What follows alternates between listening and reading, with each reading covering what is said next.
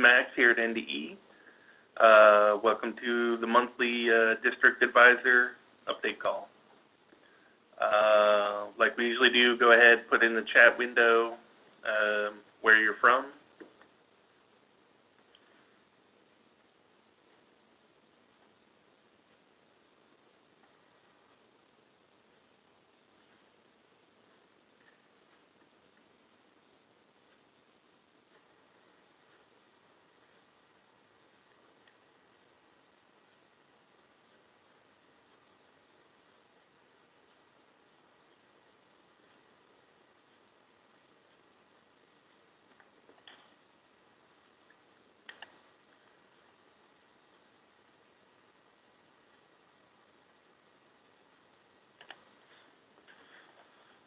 All right, I'll go ahead and get started.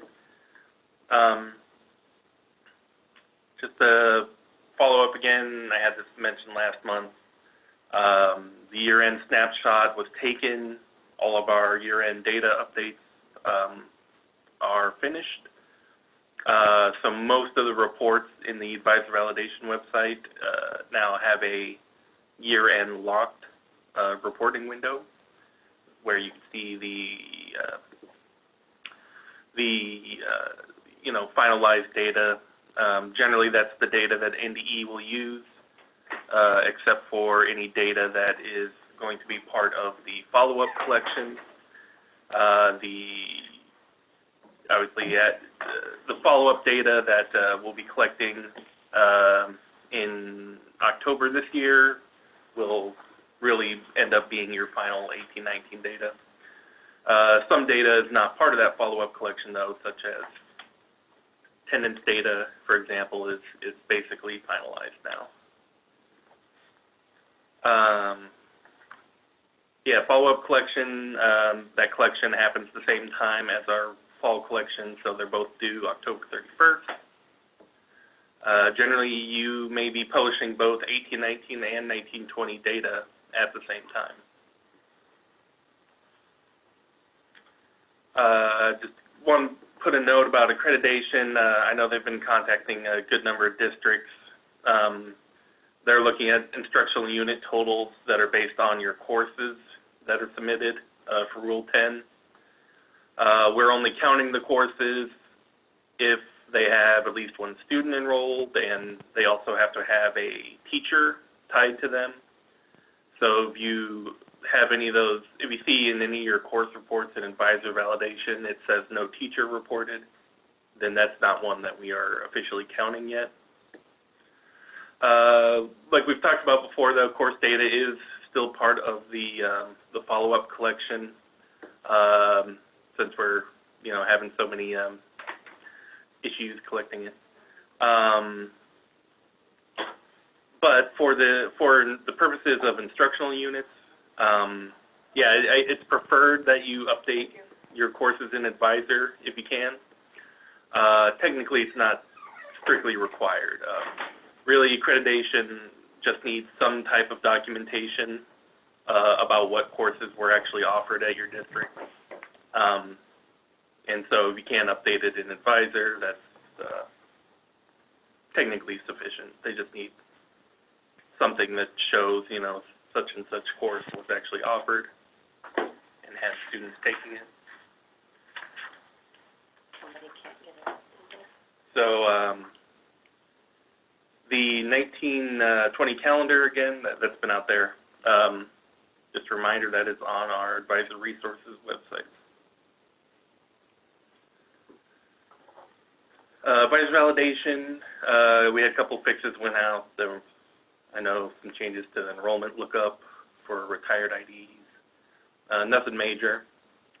The next release for Advisor Validation will be when we turn on the 19-20 school year. Haven't confirmed the date yet. I'm guessing maybe around first week of September. And we'll have to have, the reports and the errors running at that time. So we've got to do some updates, just like the vendors are doing some kind of major updates for the EdFi upgrade we're doing this year. So do we have to do some updates for Advisor Validation? Going on to the EdFi 3.1 upgrade for 1920. Our staging environment is set up and ready to begin certification testing. The last step that is needed is working on, I'm putting together a test plan that the vendors will use to go through that testing. So I'm still in the process of setting that up, like literally this morning. Show you a preview. It's just pretty standard test plan. We'll be covering 1920 and 1819 stuff. I'm listing, right now, these are just basic tests for covering all of the fields as we're going through the interchange requirements.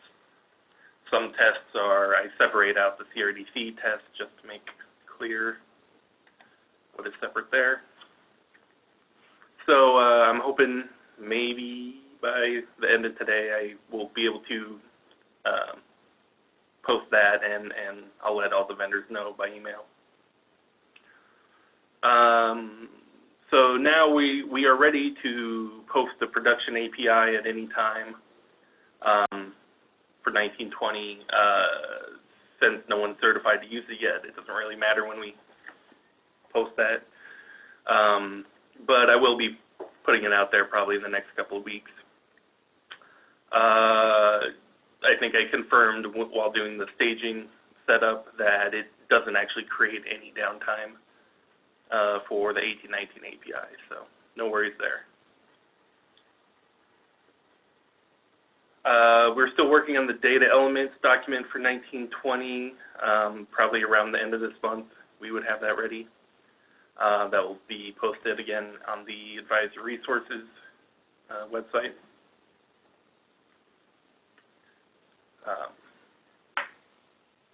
One thing I wanted to mention for the vendors may need to know this as well. We tweaked the definition of the flag where you can mark a special ed student as Part B or Part C. So here's kind of the definitions we've come up with at the moment. The bold parts are what's changed. So student could be Part B if they were age 3 as of August 31st and they did not exit SPED already before August 31st. Conversely, student can still be Part C if they were age 2 or less when on the date when they exited SPED. So basically, it's we came up with some cases of students who turned 3 in the month of August, but they exited before then, so they were still Part C when they exited. They didn't need to become Part B. And that isn't changing the rules. It's just that some of the vendors were implementing hard codes that once they hit age 3, they would be moved to B, and we didn't need that to happen if they'd already exited. So this is just a refining of the rules so that vendors aren't doing that anymore. I know we've got a few vendors on here. Anyone have any questions for me yet?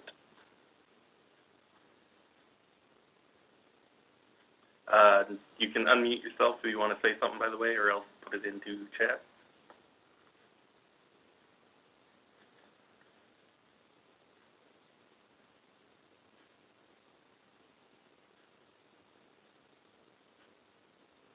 Anyway, moving on, person ID, nothing new really to say other than we're in the process of bug fixing right now.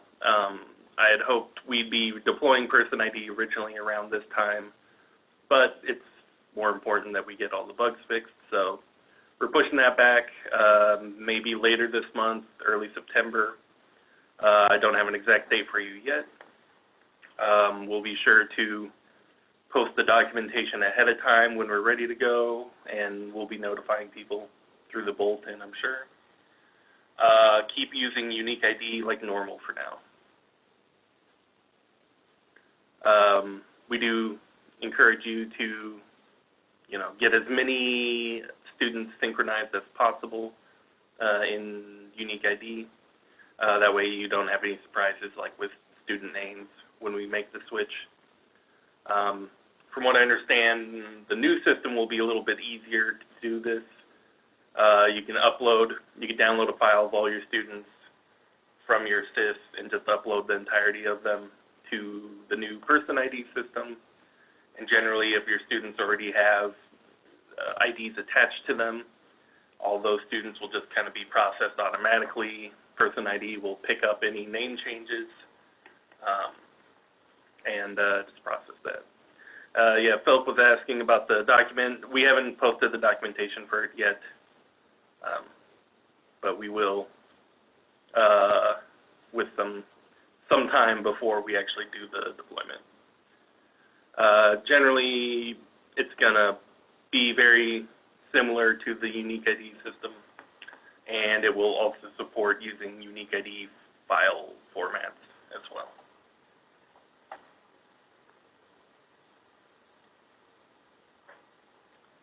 So updates about the vendors. I believe I have communicated with every vendor about 1920 at this point. Certica has begun looking at 1920. I'm not even sure that they really need to deploy anything in the fall. So I'm not sure what their schedule's like. The rest of the vendors, obviously, we need certified and up and running for our fall data collection. EduPoint is ready to go. GoEduStar is working on the code as we speak. I believe Infinite Campus is ready to go. JMC is ready to go. PowerSchool is ready to go. Sims is ready to go. They're all just waiting on me. SRS, I think they've really been concentrating on bug fixing. There's a big update that went out in July, so I think they're really concentrating on that first, but then they will finish up their 1920 coding after some of that calms down. So I think we're doing okay. PowerSchool, by the way, and I think we also posted this in the NDE bulletin. There's a Google group that will be used to communicate any kind of technical things about PowerSchool updates or advisor fixes, stuff like that. That is available for all PowerSchool districts across the state, regardless of what type of support system you have. So if any PowerSchool people are on the call, I'd encourage you to sign up for that. Like a recent one describes how to fix missing completer codes.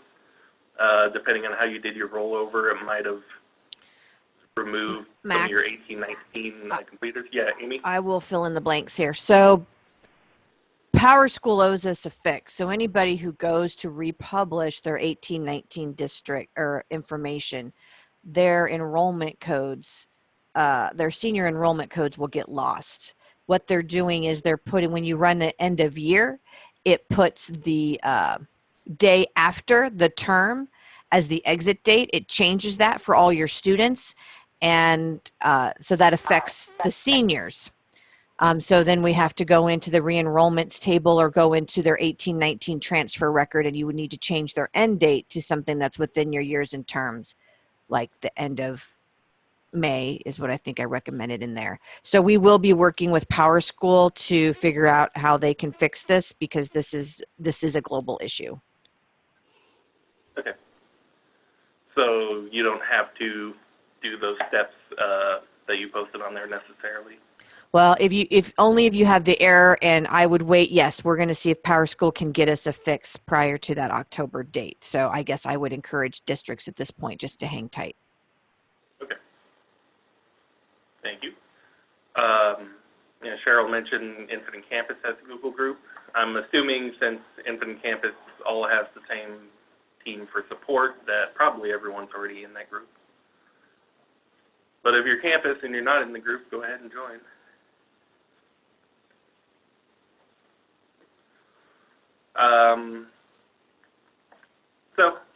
Yeah, most of the vendors are waiting to get started certifying.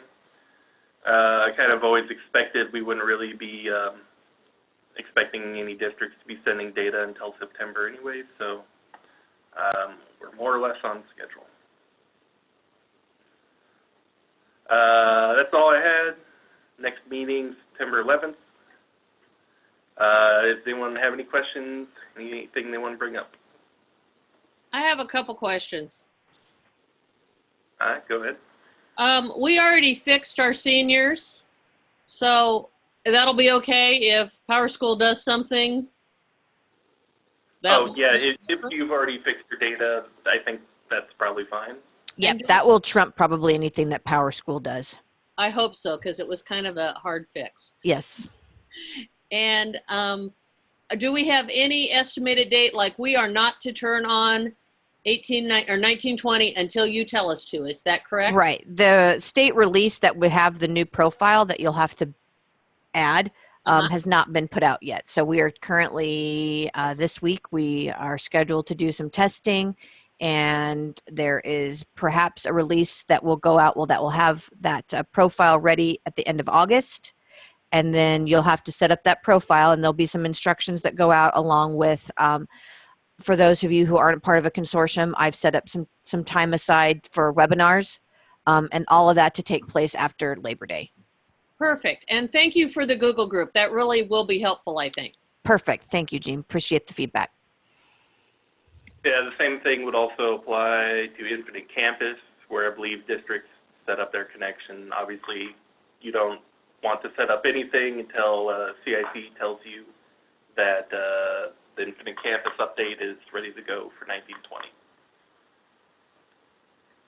But I believe most of the other vendors, I think the vendors actually set up the connections. But if I'm wrong, any vendors, anyone waiting to go to start publishing 1920 data, you definitely want to hear from your vendor and confirm that they've been certified and confirm that you have the latest update to the software, that you're all ready to go before you actually turn that on.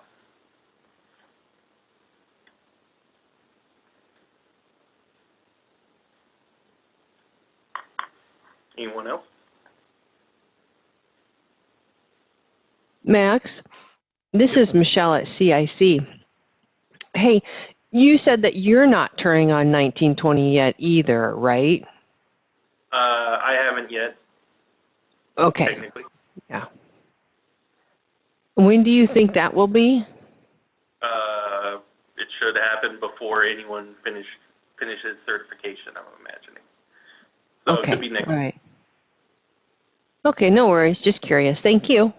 Yeah, even after I turn it on, basically, we're going to wait until the vendor has actually completed certification. At that time, then I will move the keys over from 1819 to 1920. So Oh, not until I perfect. do that final step where I activate everyone's key and secrets according to what vendor they have, that only at that point would anyone actually be able to publish 1920 data. Great. Thank you.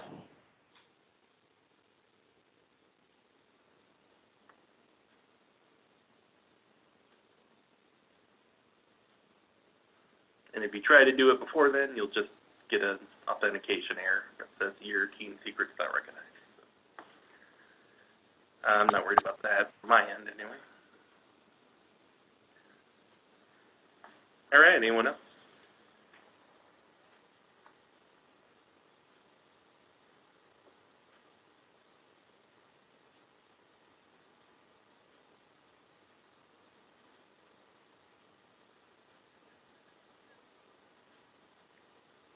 Alrighty, I will take that. See you all we need. Thanks for joining this month. We'll see you in September. Thank you, everyone. Thanks, Max. Thanks, everyone. Thank you.